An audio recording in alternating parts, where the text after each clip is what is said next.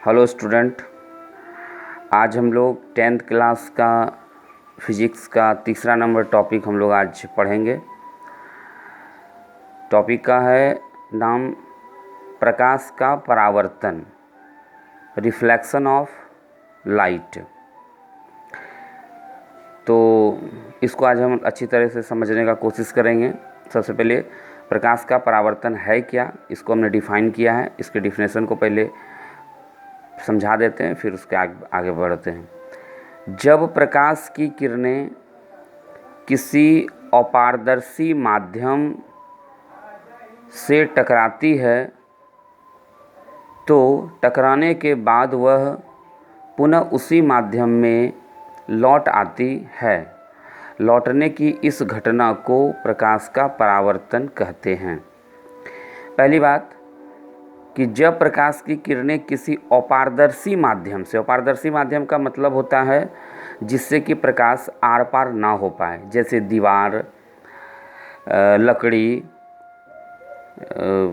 Table, इससे होता है प्रकाश आर पार नहीं जा पाता है। पत्थर, पहाड़, ज़मीन, ये जितने भी चीज़ें हैं वो सब के सब अपारदर्शी माध्यम हैं। तो जब प्रकाश की किरणें अपारदर्शी माध्यम से टकराती हैं तो टकराने के बाद वह पुनः उसी माध्यम में लौट आती हैं। लौटने की इसी घटना को प्रकाश का परावर्तन कहा जाता है।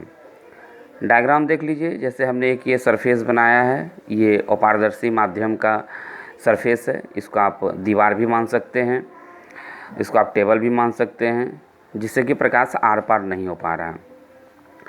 किसी वस्तु से ये प्रकाश की किरणें आ रही है, जो आने वाली प्रकाश की किरणें, इसको हम लोग आपतित किरण कहते हैं। बगल में हमने लिख दिया आने वाली किरण, यानी आपतित किरण नहीं लिखा हमने, आपतित किरण। और जब ये इस अपारदर्शी वस्तु से यहाँ से टकराता है तो टकरा करके ये उसी माध्यम में, यानी जिस माध्यम से ये आया हुआ था उसी माध्यम में देखिए पुनः लौट जाता है। तो ये जो लौटने की जो घटना, ये पूरी जो प्रक्रिया है, इसी को हम लोग प्रकाश का परावर्तन कहते हैं। ये लौटने वाली जो किरण होती है इसको हम लोग परावर्तित किरण कहते हैं। तो इसको आपने समझ लिया कि जब प्रकाश की किरणें किसी अपारदर्शक माध्यम से टकराती है तो टकराने के बाद वह पुनः उसी माध्यम में लौट आती है। यही लौटने की जो घटना है, इसी को प्रकाश का परावर्तन कहा जाता है। परावर्तन के दो नियम होते हैं, लॉज ऑफ रिफ्लेक्शन। दो प्रकार के होते हैं इसके नियम।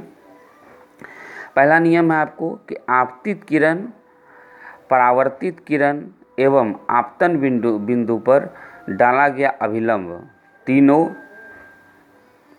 एक बिंदु पर मिलते हैं। फिर से ज़रा ध्यान से देख लीजिए।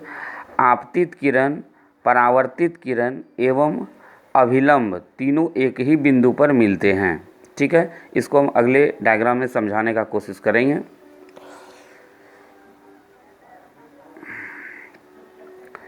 सेकेंड नंबर है आपको कि आपतन कोण एवं परावर्तन कोण आपस में बराबर होते हैं।